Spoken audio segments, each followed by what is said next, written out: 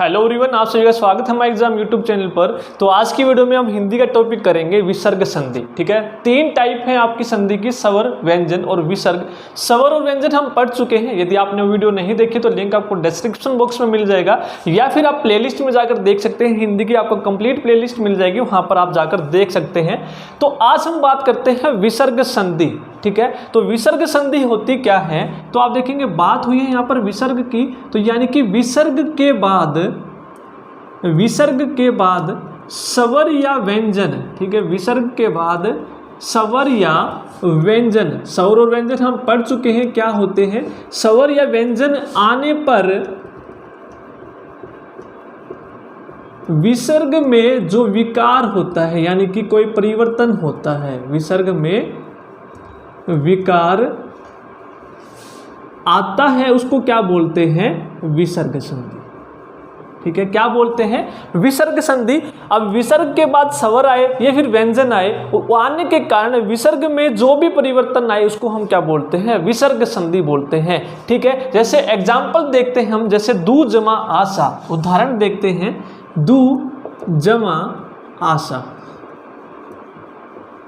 अब आप देखेंगे ये क्या है, आपका विसर्ग है। विसर्ग आपके कौन कौन से होते हैं, अंग और अह, ये आपके विसर्ग होते हैं। इन दोनों के बाद कोई भी स्वर मिल जाए या फिर कोई भी व्यंजन मिल जाए, उसके कारण आपका क्या हो जाएगा, इस विसर्ग में कोई चेंज हो जाएगा, उसको क्या बोलते हैं हम, विसर्ग संधि। और वो चेंज कैसे होगा, वो अलग अलग नियम है, वो आपको याद रखने होंगे। पहला एग्जाम्पल हम देखते हैं, दू जमा आशा। अब देखेंगे पहले शब्द का आखिरी देखना होता है, और दूसरा जो शब्द है जो आपस में मिलते हैं, जिनकी संधि होती है, दूसरे शब्द का आपको पहला देखना होता है। ठीक है, दूसरे शब्द का पहला और पहले शब्द का आखिरी देखना होता है। अब इसमें देखेंगे आप दू है, ठीक है, यानी कि विसर्ग है, और दूसरे शब्द में क्या है, ए है, यानी कि क्या है, स्वर है। तो इसके कारण विसर्ग में चेंज हो जाएगा, और ये किस में बदल जाएगा, रे में, यानी कि दुरासा हो जाएगा। क्या हो जाएगा, दुरासा। ठीक है, यानी कि स्वर या व्यंजन आने से इस विसर्ग में क्या हो गया, परिवर्तन हो गया, तो इसको क्या बोलेंगे, विसर्ग संधि। और इसके कुछ नियम हैं विसर्ग संधि के, वो सभी के सभी हम नियम देखेंगे वन बाय वन। ठीक है, जैसे पहला नियम है कि कैसे आपके चेंज होते हैं, विकार उत्पन्न होते हैं। पहला नियम क्या है, विसर्ग का ओ हो जाना। ठीक है, विसर्ग का ओ हो जाना, यानी कि जो आपका विसर्ग है वो ओ में बदल जाएगा। और वो कब बदलेगा, जब विसर्ग के बाद, ठीक है, पहले शब्द के आखिरी में आपको विसर्ग मिले और दूसरे शब्द के पहला अक्षर आपको ए मिले, तीसरा चौथा या पांचवा वर्ण मिले, या फिर ये रे ले वे ह मिले। ठीक है, ये आपको याद रखने होंगे। यदि आपको ये याद नहीं है तो आप संधि नहीं कर पाएंगे। ठीक है, पहले शब्द में क्या मिले, आपको अ मिले, यानी कि विसर्ग मिले, और दूसरे शब्द के पहला जो अक्षर मिले आपको आ मिले, तीसरा चौथा पांचवा वर्ण मिले, या फिर यर लब हा में से कोई भी आपको मिल जाए, तो विसर्ग आपका ओ में बदल जाएगा। ठीक है, तो उदाहरण देखते हैं। पहला उदाहरण है, मन है जमा अनुकूल। क्या है, मन जमा अनुकूल। तो अब आप देखेंगे पहला शब्द क्या है, इसमें मना है, तो यानी कि क्या है, विसर्ग है। ठीक है, क्या है, विसर्ग है, और दूसरे शब्द का पहला अक्षर क्या है, ए है, तो ये किस में बदल जाएगा, ओ में बदल जाएगा। तो ये क्या हो जाएगा, मनोनुकूल। ठीक है, मनोनुकूल। बाकी आपका ऐसे का ऐसा रहेगा, सिर्फ ये और विसर्ग मिलकर आपका ओ बनाएंगे, बाकी आपके सेम रहेंगे। क्या हो जाएगा, मनोनुकूल। ठीक है, तो ये आपके उदाहरण थे। एक और उदाहरण देखते हैं हम, मन है जमा रथ। मन है जमा रथ। अब आप देखेंगे जो पहला शब्द है उसका आखिरी क्या है, विसर्ग है, और दूसरे शब्द का पहला क्या है, रे है, यानी कि ये रे ले वे ह में से आपको कोई भी मिल जाए तो ये विसर्ग आपका किस में बदल जाएगा, ओ में। तो ये क्या हो जाएगा, मनोरथ। ठीक है, मनोरथ। ये आपको ध्यान रखना है। यदि आपको ये नियम याद है तो आप कर लेंगे, लेकिन इसके कुछ अपवाद हैं, वो अपवाद भी आपको याद रखने हैं। क्या है? यदि आपको इस पहले शब्द में अंत, ठीक है, अंत मिल जाए और आपको क्या मिल जाए, पुनः मिल जाए, तो आपका वो ओ में चेंज नहीं होंगे, तो उसके कारण आपका जो विसर्ग है वो रै में बदलेगा। ठीक है, उदाहरण देखते हैं एक, जैसे आपको अंतः जमा धान, ठीक है, अंतः जमा धान। अब आप देखेंगे जो पहला शब्द है उसका आखिरी क्या है, विसर्ग है, और दूसरे शब्द का पहला क्या है, ध है, यानी कि तीसरा, चौथा या पांचवा वर्ण मिल जाए तो ओ में बदलेंगे। लेकिन कुछ अपवाद हैं। क्या है कि अंत है आपको मिल जाए और आपको पुनः मिल जाए तो वो ओ में नहीं बदलेंगे, वो र में बदलेंगे। तो ये आपका क्या हो जाएगा, अंतर्धान। ठीक है, ये ओ में ना बदलकर किस में बदल गया, र में। तो ये आपको कुछ अपवाद याद रखने हैं। दूसरा उदाहरण है पुनः जमा जन्म। मैंने दो अपवाद बताए आपको, अंत और पुनः मिल जाए तो वो ओ में ना बदलकर रै में बदलेंगे, तो ये आपका क्या हो जाएगा, पुनर्जन्म। ठीक है, ये दो अपवाद आपको याद रखनी है। इन दोनों पर ये रूल आपका योग्य नहीं है, लागू नहीं है। ठीक है, अंत पे और पुनः पे। ठीक है, इसको नोट डाउन कर लीजिए। फिर जो दूसरा नियम है उसको हम देखते हैं। दूसरा नियम क्या है, विसर्ग का रै हो जाना। ठीक है, विसर्ग का रै कैसे होएगा, पहले शब्द का जो आखिरी अक्षर है वो आपको ए या आ से अलग मिल जाए कोई। ठीक है, ए या आ को छोड़कर कोई भी मिल जाए। ठीक है, और दूसरे शब्द का पहला आपको आ, उ, तीसरा, चौथा, पांचवा वर्ण या फिर ये र, ल। ठीक है, इसमें आपका ए की जगह क्या आ गया, आ और उ और ऐड हो गया और है हट गया, बाकी सेम है। और पहले शब्द का आखिरी आपको ए आ से अलग आपको कोई भी मिल जाए तो वो किस में बदल जाएंगे, आपके रै में बदल जाएंगे। उदाहरण देखते हैं, नी जमा आशा, नी जमा आशा। अब आप देखेंगे ये क्या है, आपका विसर्ग से पहले आपको क्या मिल गया, ए और आ से कोई अलग, यानी कि विसर्ग से पहले आपको क्या मिल गया, छोटी ई। ए आ से अलग है यानी कि ई है। आप बोल के देखेंगे नी, और विसर्ग से पहले आपको क्या मिला है, ए ई मिला है, और दूसरे शब्द का पहला क्या मिल गया, आ।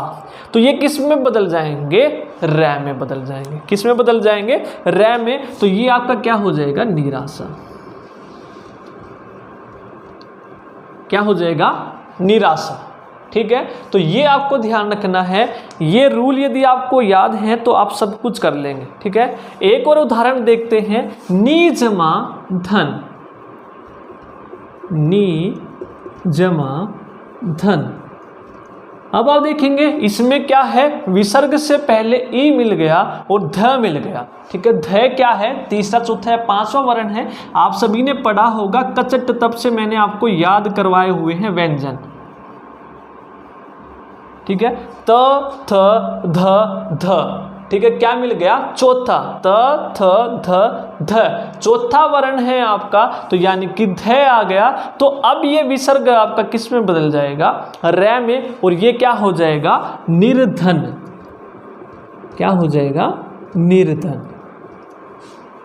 ठीक है, तो ये इस तरह से आपको नियम यदि याद होंगे तो आप सभी के सभी उदाहरण आप कर लेंगे। एक बार इसको नोट डाउन कर लीजिए, यदि आप स्क्रीनशॉट लेना चाहें तो ले सकते हैं। फिर आगे के नियम देखते हैं।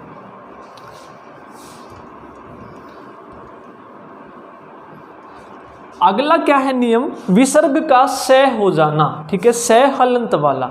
यदि आपको पहले शब्द में कोई भी स्वर मिल जाए, विसर्ग से पहले कोई भी स्वर मिल जाए, और दूसरे शब्द के पहले आपको च, छ और स में से कोई भी मिल जाए, तो आपका विसर्ग किस में बदल जाएगा, स हलंत में, यानी कि छोटे वाला स, बिना डंडे वाला स। इस तरह से आप याद रखेंगे। जैसे उदाहरण देखते हैं, नी जमा चिंत, नी जमा चित। ठीक है, नी जमा चिंत आप देखेंगे। अब विसर्ग से पहले आपको क्या मिल गया, कोई भी स्वर, हमें स्वर मिलना चाहिए, ए आ ई उ, इनमें से कोई भी स्वर मिल जाए। आप देखेंगे इसमें क्या है, ई है, और यहाँ पर आपको क्या मिल गया, च, निश्चिंत, यानी कि क्या है, च मिल गया, तो ये किस में बदल जाएगा, विसर्ग आपका स में, यानी कि आप विसर्ग हटा दोगे और क्या लगा दोगे, स, तो ये क्या हो जाएगा, निश्चिंत। ठीक है, क्या हो जाएगा, निश्चिंत। इस तरह से आपको याद रखना। जैसे एक और उदाहरण होता है आपका नी जमा छल, निश्चल। ठीक है, नी जमा छल, यहां पर ही लिख लेते हैं, नी जमा छल। आप देखेंगे पहले शब्द में क्या मिल गया, विसर्ग से पहले कोई भी शब्द, दूसरे शब्द के पहले में आपको क्या मिल गया, छ, तो विसर्ग आपका किस में बदल जाएगा, छोटे छ में, यानी कि बिना डंडे वाले स में, तो ये क्या हो जाएगा, निश्चल। ठीक है, क्या हो जाएगा, निश्चल। इस तरह से आप करेंगे क्वेश्चन। नोट डाउन कीजिए, फिर आगे देखते हैं। जो आगे के नियम हैं बाकी बचे हैं वो देखते हैं, इनको नोट डाउन कर लीजिए एक बार। अब अगले जो नियम है, चौथा नियम क्या है, विसर्ग का स हो जाना। ठीक है, कैसे होगा वो नियम, यदि पहले शब्द में आपको आखिरी में क्या मिल जाए, ई और ऊ मिल जाए। ठीक है, ई और ऊ मिल जाए और उसके बाद जो दूसरा शब्द है उसके पहले इन छह में से कोई भी मिल जाए। कैसे याद रखेंगे आप, कटअप, इस तरह से याद रखेंगे, कटअप एक तरह शब्द याद रखेंगे और खटअप, कटअप खटअप। ठीक है, ई ऊ कटअप खटअप, इस तरह से याद रखेंगे। पहले शब्द के आखिरी में ई ऊ और दूसरे शब्द के पहले में कटअप खटअप, इस तरह से याद रखेंगे। तो विसर्ग आपका किस में बदल जाएगा, आपका श में, यानी कि छोटे वाले श में। जैसे उदाहरण है, नी जमा कपट। ठीक है, नी जमा आपका क्या हो जाएगा, कपट। आप देखेंगे क्या है आपका, ये पहले क्या मिल गया आपको, ई विसर्ग के पहले, उसके बाद आपको क्या मिल गया, क। पहले शब्द का आखिरी देखना होता है और दूसरे शब्द का पहला, क मिल गया और ई मिल गया, तो ये किस में बदलेगा, आपका स में, तो ये क्या हो जाएगा, निष्कपट। ठीक है, इस तरह से आप याद रखेंगे। ठीक है, दूसरा उदाहरण देखते हैं, नी जमा फल। ठीक है, नी जमा फल। अब आप देखेंगे इससे पहले आपको विसर्ग से पहले क्या मिल गया, छोटी नी, छोटी ई, उसके बाद क्या मिल गया, खटअप, यानी कि फ, तो ये किस में बदल जाएगा, निष्फल में। ठीक है, तो स आपका जुड़ जाएगा। विसर्ग आपने हटाया, विसर्ग आपने हटा दिया और इसी में क्या आ गया, स, और बाकी आपका ऐसे का ऐसा। ठीक है, तो इस तरह से आप याद रखेंगे। दूसरा जो नियम है आगे, पांचवा नियम है, विसर्ग का स हो जाना। तो विसर्ग का स कैसे होगा, यदि आपको विसर्ग के बाद थ और थ में से कुछ भी मिल जाए तो उसमें विसर्ग का आपका क्या हो जाएगा, स हो जाएगा। ठीक है, क्या हो जाएगा, स हो जाएगा। उदाहरण देखते हैं, जैसे नमः जमा ते। ठीक है, नमः जमा ते, आप देखेंगे विसर्ग मिल गया, विसर्ग है, विसर्ग आपको दो में बता चुका हूं, अंग और अह, ये आपका विसर्ग मिल गया आपको। उसके बाद क्या मिल गया, त, तो ये विसर्ग आपका किस में बदल जाएगा, स में, और आप क्या बोलेंगे, नमस्ते। ठीक है, आप क्या बोलेंगे, नमस्ते। ठीक है, इस तरह से आप बोलेंगे। एक और देखते हैं, नी जमा तेज, नी जमा तेज, तो ये किस में बदलेगा, विसर्ग मिल गया।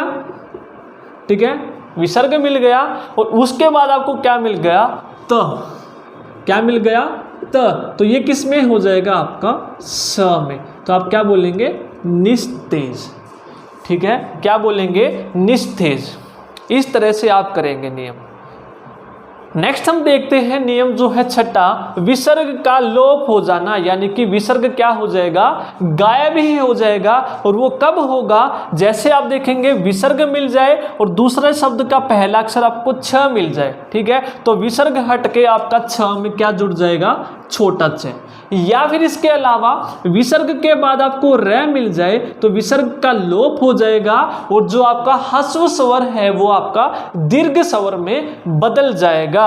अब उदाहरण हम देखते हैं। उदाहरण है पहला अनु जमा छेद, अनु जमा छेद। आप देखेंगे विसर्ग है, छ मिल गया तो यानी कि विसर्ग का लोप हो जाएगा, यानी कि विसर्ग तो आपका हटेगा ही हटेगा और छ में आपका क्या जुड़ जाएगा, च। तो आप इसको क्या बोलेंगे, अनुच्छेद। क्या हो जाएगा ये, अनुच्छेद। ठीक है। दूसरा क्या है, विसर्ग के बाद आपको र मिल जाए तो विसर्ग का लोप हो जाएगा, तो यानी कि क्या है, नी जमा रोग। अब क्या है, विसर्ग के बाद आपको क्या मिल गया, र मिल गया, तो विसर्ग का लोप तो होगा ही होगा, यानी कि विसर्ग तो हटेगा ही हटेगा और जो ह्रस्व स्वर है वो दीर्घ में बदल जाएगा। मतलब क्या है, जो छोटी मात्रा है वो बड़ी मात्रा में बदल जाएगी। इसको आप क्या बोलेंगे, नीरोग। ठीक है, नीरोग। वेरी इंपॉर्टेंट है। लास्ट जो नियम देखते हैं, विसर्ग में कोई भी परिवर्तन नहीं, कोई भी चेंज नहीं, और वो कब होगा, जब विसर्ग के बाद आपको कप और खप मिल जाए। इस तरह से याद रखेंगे, विसर्ग के बाद आपको कप और खप मिल जाए तो इसमें कोई भी चेंज नहीं होगा। उदाहरण देखते हैं, रज, उदाहरण नीचे लिख लेते हैं, रज जमा, यहाँ पर लिख लेते हैं, रज जमा कण। विसर्ग मिल गया, उसके बाद आपको कप खप में से कुछ भी मिल गया तो ये क्या हो जाएगा, रज कण। विसर्ग आपका ऐसे का ऐसा आएगा, विसर्ग हटेगा नहीं। ठीक है, विसर्ग हटेगा नहीं। ठीक है, सबसे इंपॉर्टेंट उदाहरण है जो आपका पूछा जाता है एग्जाम में, क्या है, अध जमा पतन। ठीक है, तो विसर्ग के बाद आपको क्या मिल गया, प मिल गया, तो आपका चेंज ये नहीं होगा, तो ये ऐसे का ऐसा आएगा, अधपतन। ठीक है, तो विसर्ग आपका नहीं हटेगा। ठीक है, इसका भी कुछ अपवाद है, इसका भी अपवाद आपको याद रखना है। क्या अपवाद है, ये वाला नियम नम है और पुर पे एप्लीकेबल नहीं होगा। नम है और पुर पे नहीं लगेगा। ठीक है, नम है और पुर आपको मिल जाए तो ये उस पर आपका नहीं लगेगा। जैसे नम है जमा कार और पुरे जमा का, तो आप क्या बोलते हैं, नम जमा का। तो आप देखेंगे विसर्ग के बाद आपको क्या मिल गया, क मिल गया, तो आपका ये ऐसे का ऐसा नहीं रहेगा, ये किस में बदल जाता है, आपका नमस्कार में। इसी तरह आपका पुर है जमाकार, तो वो किस में बदल जाएगा, पुरस्कार में। किस में बदल जाएगा, पुरस्कार में। ठीक है, तो ये थे आपके कुछ नियम विसर्ग संधि के। ये नियम आपको याद रखने होंगे। यदि आपको नियम याद हैं तो इस तरह से आपको उदाहरण देकर पूछा जाएगा एग्जाम में, और आपको नियम याद हैं तो आप देख लेंगे कि इसमें क्या परिवर्तन आएगा और उस परिवर्तन के आधार पर आप अपना क्वेश्चन करेंगे। ठीक है, तो ये था आज की वीडियो में। यदि आपको वीडियो पसंद आई तो प्लीज़ वीडियो को लाइक ज़रूर कीजिए और कमेंट करके ज़रूर बताइए आपको वीडियो कैसी लगी, और इसी तरह की हिंदी वीडियोस पाने के लिए चैनल को ज़रूर सब्सक्राइब कर ले। धन्यवाद।